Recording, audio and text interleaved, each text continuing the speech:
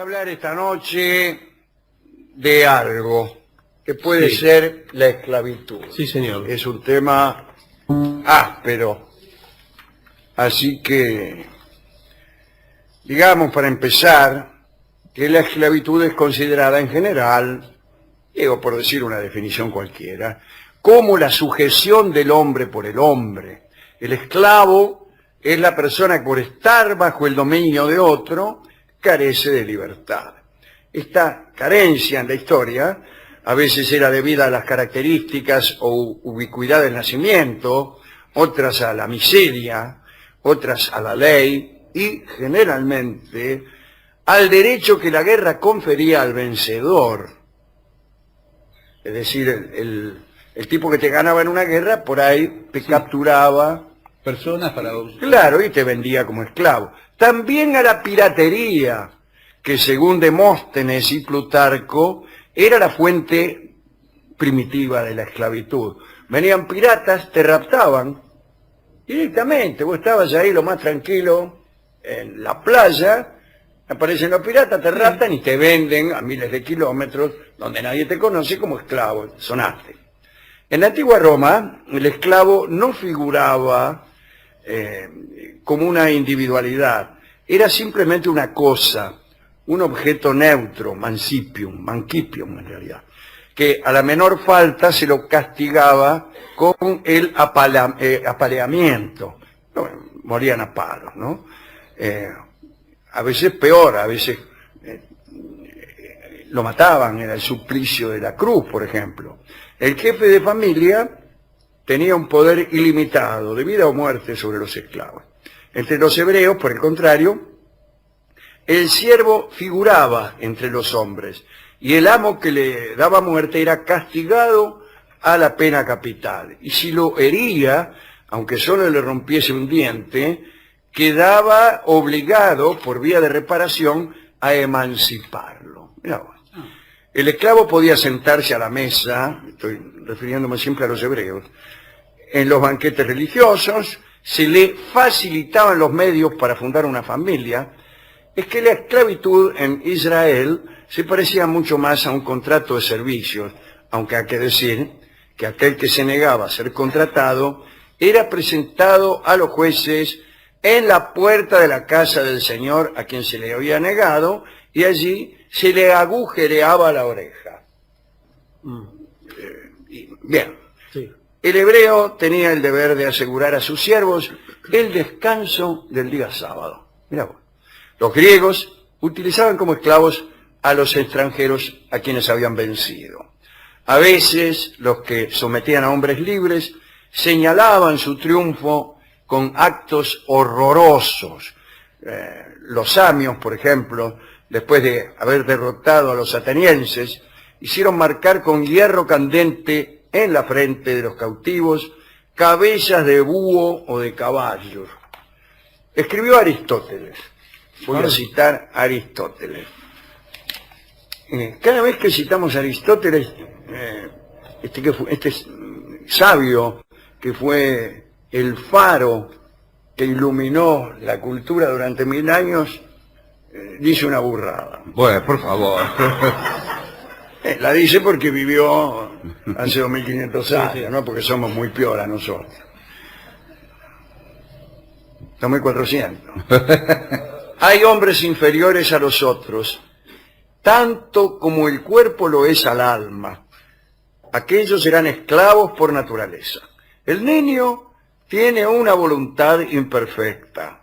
La mujer la tiene subordinada. El esclavo está absolutamente privado de voluntad.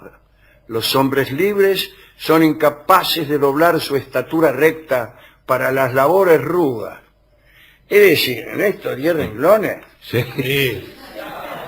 parece algunos discursos que escucho yo a veces. Se ha desnudado y lo que hemos visto es horroroso, ¿no? La esclavitud estaba alimentada de manera continua por la piratería. En las playas del Ponto Euxino, que es el estrecho que separa el Mar Negro. El Mar Negro era el ponto euxino, y comenzaba allí en el estrecho que hoy es el Bósforo. Bueno, vivían de este comercio de piratas los aqueos, los cigos y los enioquios. Los aqueos se distinguieron entre todos los griegos por sus continuas incursiones en las costas de la Troya, de Troya, ¿no? Para apoderarse de hombres, niños y mujeres. Lo que le dije yo al principio. Sí. Y después los vendían como esclavos. La captura no se realizaba solamente por mar, sino, bueno, naturalmente, porque no son peces, Claro. sino hombres. Había que bajarse. sí. Claro. En vez de armas, a veces utilizaban engaños y astucias. Vení que te voy a regalar esto. Los llamados raptores de hombres recorrían las calles y las plazas, rondaban allí donde había juegos y fiestas, se apoderaban de los niños y hasta de los viajeros extraviados. Egipto proporcionaba a Grecia a las personas de piel negra que vivían allí, que en realidad eran nubios, como esclavos de lujo, mira vos. Jonia, hábiles flautistas y buenas bailarinas. El Peloponeso, mujeres bellas y de ingenio. Se vende esa superstición. Claro. Que según la nacionalidad que uno tuviera, Tenían ciertas virtudes. están las virtudes. Se vendían a muy bajo precio los capadocios y los cretenses. Los primeros eran tenidos por tontos y los segundos por embusteros. En Chipre, en Samos, Éfeso y Atenas existían mercados de utensilios y cuerpos.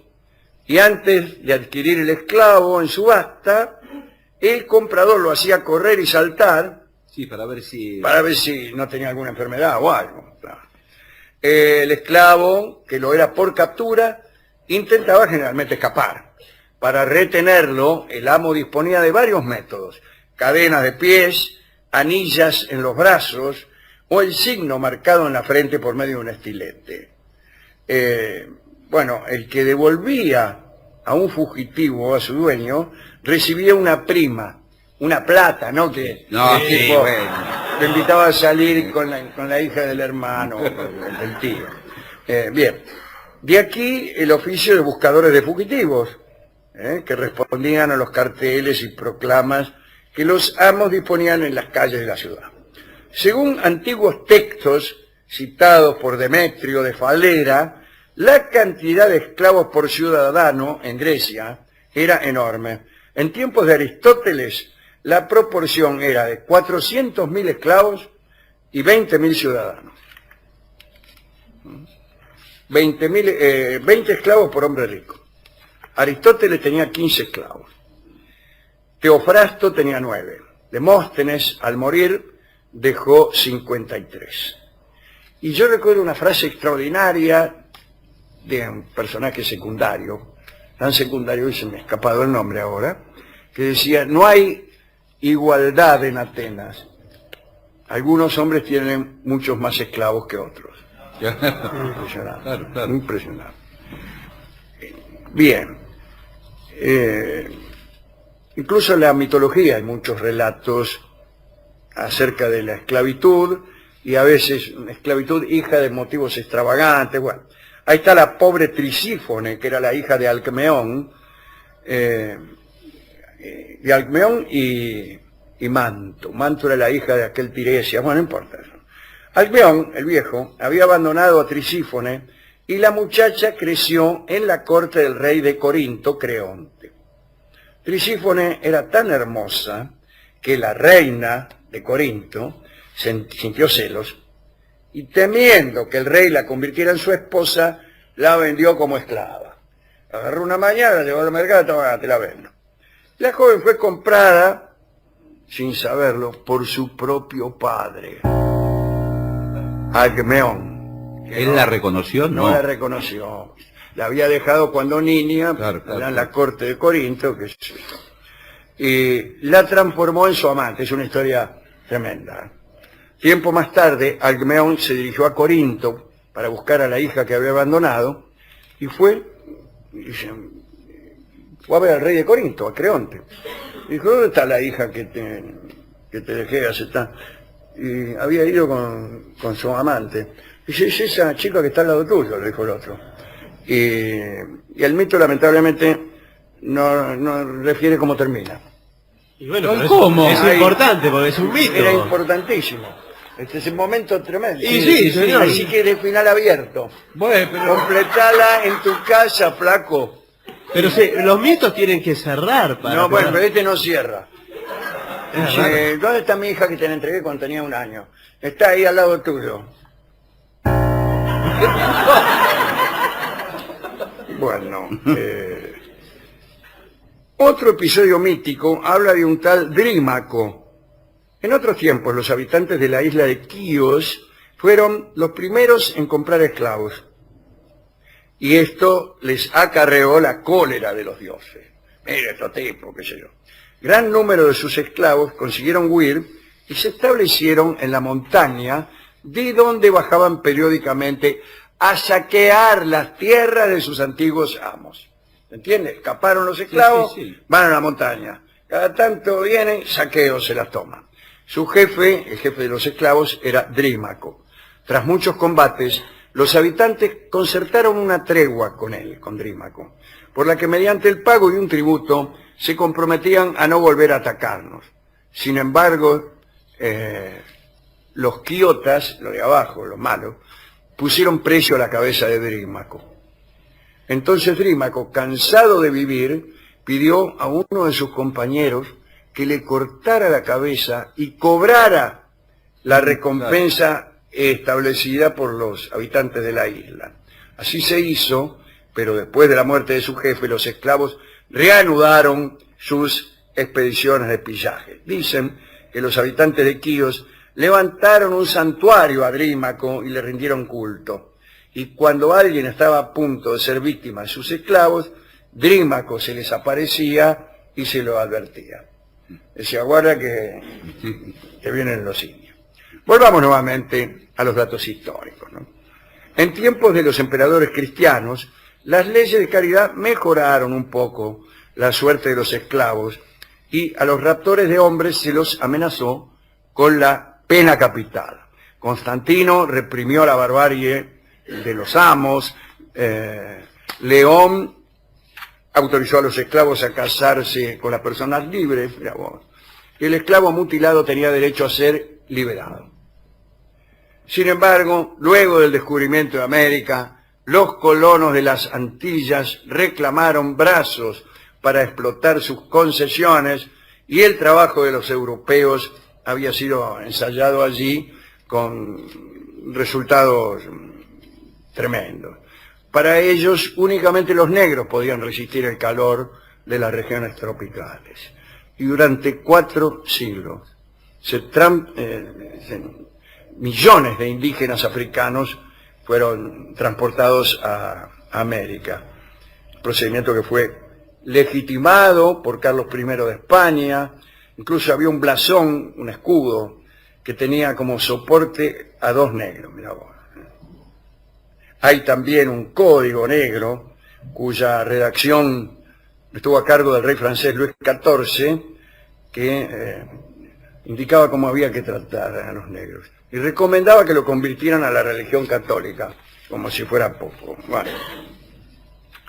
En Francia, en 1794, la convención, a pedido de los diputados por Santo Domingo, votó la abolición de la esclavitud en todas las posesiones de la República. Pero el 30 de Floreal del año 10, uso el almanaque de la Revolución, Napoleón restableció la trata de negros en la creencia de que con ello prosperarían las colonias americanas. Y finalmente quedó abolida la esclavitud en 1848. Pero fíjense, recuerdan todos a Montesquieu, el autor del espíritu de las leyes, siempre como uno de los demócratas. demócratas. Sí. Mirá lo que escribió Montesquieu, 1720. Dice, el azúcar sería muy cara si no se hiciera cultivar por esclavos la planta que lo produce. Estos individuos son negros de pies a cabeza y tienen la nariz tan aplastada que casi es imposible compadecerlos. No cabe en la cabeza de Dios, ser sapientísimo, que haya puesto un alma, y sobre todo un alma buena, en un cuerpo así. Ese es el varón de Montesquieu, el autor del Espíritu de las Leyes. Libertad, igualdad, fraternidad. Sí. En Inglaterra la esclavitud fue abolida por la Cámara de los Comunes en 1807. En los Estados Unidos en 1863. Portugal 1875. España la abolió en Cuba y Puerto Rico en 1880. En la Argentina, ya sabemos ustedes, la Asamblea del año 1813, decretó la libertad de vientres, que no es que liberó a todos los esclavos, sino que los que nacían libres. Sin embargo, no por esto, sino pensando en cómo las naciones fueron aboliendo la esclavitud, habría que ponerse a pensar, es un tema interesante para estudiar. Si no será que la esclavitud empieza a ser abolida cuando empieza a florecer la revolución industrial. Claro. Es decir, cuando resultaba mucho más conveniente pagar sueldos Que mantener ínfimos claro. que mantener a un esclavo. Era cara la esclavitud. Era cara la esclavitud. Más por eso fue desapareciendo. Cuando económicamente ya no servía de tanto, que resultaba mucho más conveniente para el dueño de una fábrica pagarle un sueldo de hambre a un tipo que darle alojamiento, darle comida a un tipo. Eso era mucho más caro. Así que no es que de golpe surgió en los hombres un espíritu de caridad, de hermandad y de comprensión de que todos somos iguales, sino que es que le empezó a resultar demasiado caro mantener esclavos. Igual no vamos a dar ideas de pedir esclavitud como nueva conquista social, ¿no? No, porque, claro. Ahora, quizá, Sí, claro. pero salimos a pedir eso. Por favor, esclavícennos. Vamos a escuchar el tango que se llama precisamente Esclavo. Y que, si ustedes me permiten, voy a cantar. Muy bien. Bueno. Me acompaña en este caso cuarteto de cuerdas y el pianista Federico Mizrahi. Adelante.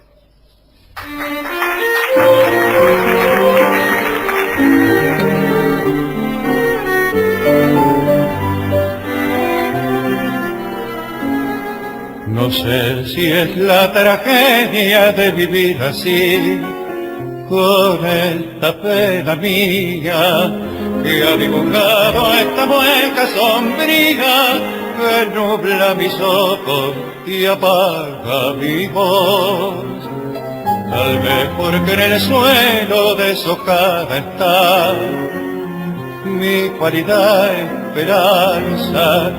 Solo me queda mi vieja añoranza borracha de hastío, lo mismo que yo. Mil veces he tratado de olvidar y busco distraer en mi pobre vida. Quisiera demostrar que no es verdad, que en vez de corazón tengo una herida, ay, mas ya no tengo fuerza para ahogar el lúgubre fantasma de mi pena, y vivo esclavo así de mi condena, sin poderme libertar.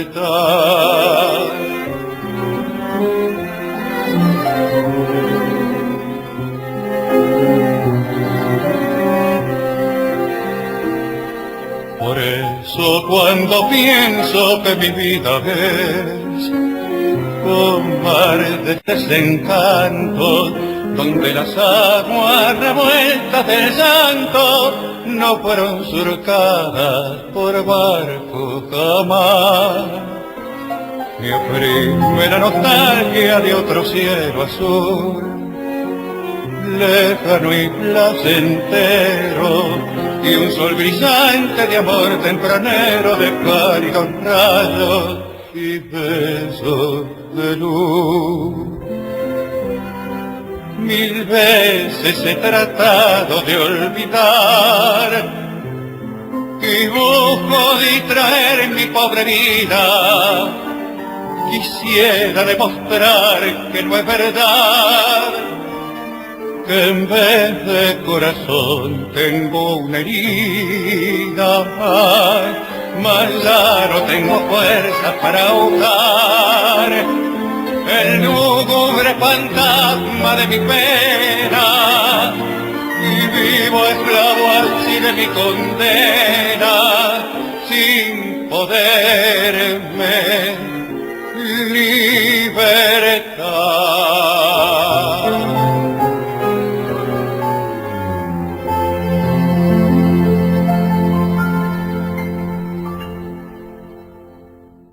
Bien, señores, ¿quiere que hagamos una charla o no? Y de la hora que dice. Podríamos no hacerla. Últimamente tiene ganas de no hacer las charlas. Tengo ganas de no hacer una charla.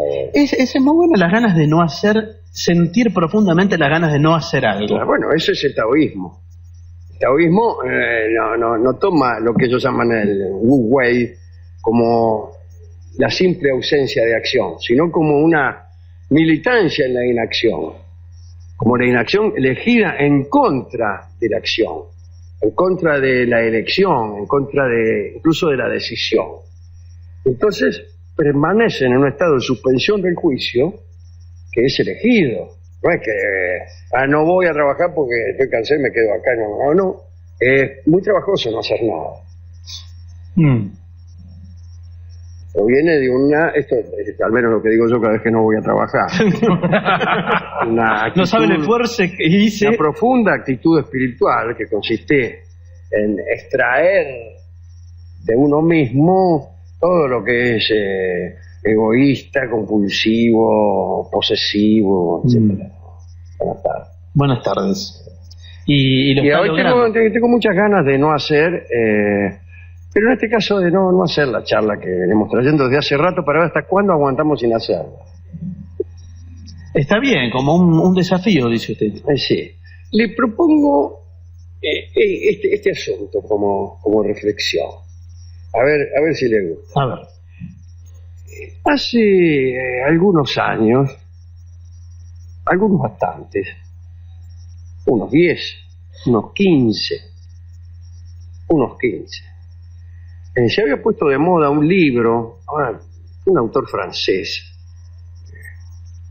que se llamaba El fin de las ideologías. Y desde el gobierno, por ahí en un discurso, alguien dijo, probablemente el presidente, que era el fin de las ideologías, y que entonces sobrevenía una época... ¿Fukuyama? ¿El libro? ¿Cómo? Japonés me parece era el autor. Yo no me acuerdo. Fukuyama, creo. Entonces, bueno, la propuesta era considerar cada gobierno como una administración, como una gestión, y medir su eficacia, en tanto que tal, y abandonar la discusión política por considerarla estéril. Pero esa misma afirmación, es decir, las ideologías han finalizado, es también una forma ideológica, y no la mejor quizá. Es decir, cuando uno, para aceptar que una administración, que un gobierno es solamente una administración, hay que admitir previamente muchas cosas. Hay que admitir que estamos de acuerdo en dejar que el mercado haga las cosas, en que todos somos liberales, etcétera, etcétera. O sea que es muy fácil administrar una vez que hemos decidido esa clase de política.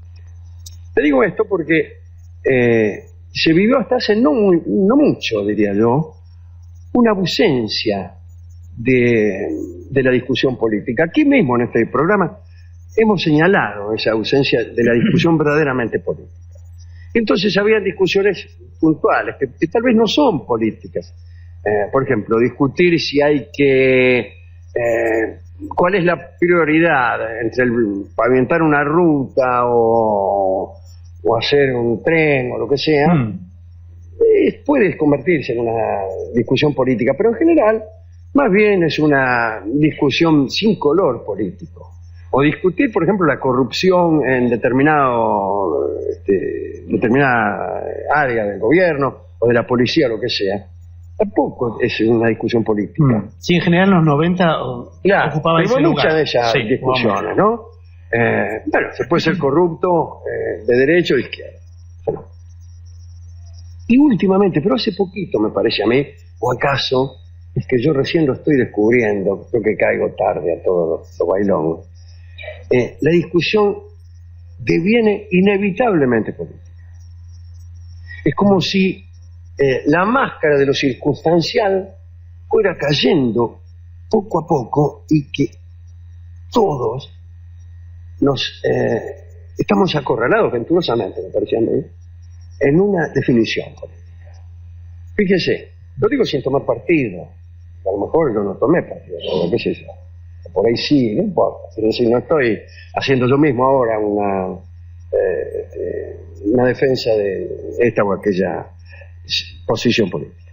Pero lo que parece primero, suponete vos, una discusión acerca de los medios de comunicación, o de una ley de medios, o incluso hasta de una retención, si bien toda retención o toda intervención del Estado es más bien de izquierda, y toda sujeción, toda insujeción de los ciudadanos es más bien liberal, ¿no? O sea, no pagamos impuestos, etcétera. Pero me parece que lo que antes se enmascaraba con un asunto circunstancial o puntual, a partir de la reiteración de adhesiones en un sentido y en otro, inevitablemente se torna una discusión, si usted quiere llamarlo izquierda o derecha, llámelo así. Y hay como una colección de tomas de posición que demarcan un sector izquierdo y otra contraria que demarca un sector de derecha, ya inevitablemente. Y a mí me parece que está bien. Porque así empieza la discusión política llevada al fondo. Y bueno, resulta más difícil decir, mire, yo estoy de este lado, pero en este caso no. Cuando pasa 5 o 6 veces eso, si tú estás de este lado, pero apoyás al otro, sería mejor que te pasaras del otro. Es decir, si alguien dice que es de izquierda, y cada vez que hay un conflicto, viene a alinearse con las personas que piensan como la derecha, le sería más cómodo, para no tener que hacer una excepción en cada caso, incluso, ¿entiende? Sí. Pasarse directamente al otro lado para no tener que dar un carácter excepcional a cada decisión. Y a mí me parece que está bien. ¿Para qué? Bueno, para que cada uno concurra al lugar más cercano para militar políticamente y no tengan que hacer esos viajes de ida y vuelta. Está muy bien, sí, la señalización es más precisa. Sí, exactamente. Mire, acá nos llamamos tales y tales, y hacemos esto, estamos a favor de este alcance del Estado, en cambio enfrente no. Y me parece que está bien. Durante, pero larguísimos años, después del regreso de la democracia, hemos visto incluso casi como una indiferencia generacional. Nosotros nos acordamos, a veces aquí, no con nostalgia, este no sufrimos nostalgia, pero por ahí casi recordamos como un lugar inconcebible la vida estudiantil que vivimos, algunos de nosotros, con mucho lío, con mucha participación, con mucho entusiasmo, incluso hasta con cierto alboroto, una cosa a veces pesada. Y nos parecía vivir en otro país, por ahí, digamos, también que los estudiantes no tenían mucho socolor de descreimiento en la clase política, su participación política era cero. Y ahora por suerte no es así. Poco a poco se va abriendo una ventana. No me parece mal, me parece bien, ¿no? El interés político es fructífero, aunque provenga, como en este caso, de una confrontación muy crispada, a veces muy excesiva, ¿no? Distintas fuerzas del conflicto que implica este momento actual del país. Pero fíjese qué momento tan interesante. Llega un punto en que no hay más remedio que decir, bueno, viejo, déjese de mamá. ¿Y entonces qué? Claro. ¿Y entonces qué? ¿Y por qué? ¿Usted qué quiere decir? Y yo quiero esto, vamos a discutir a fondo. Usted dice, bueno, mira, este país que postulan estos tipos no me gusta. Yo prefiero eso. Y no que diga, mire, me cae antipático, qué sé yo, el tipo, el presidente del bloque radical, me cae antipático porque no me gusta los trajes que usa. No, ya vea, me parece que el radicalismo representa estos intereses y a mí me gusta nada.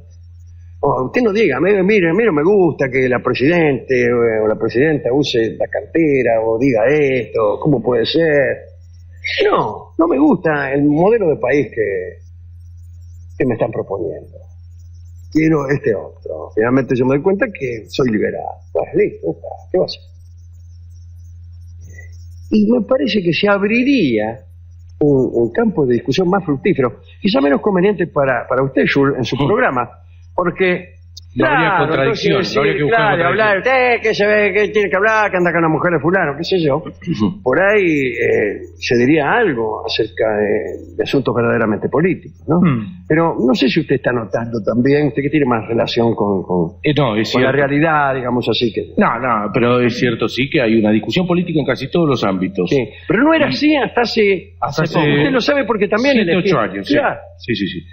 Había hasta no solo un descreimiento, sino como que el político era casi un bicho raro. Pero es que la discusión empezó enmascarada. Claro.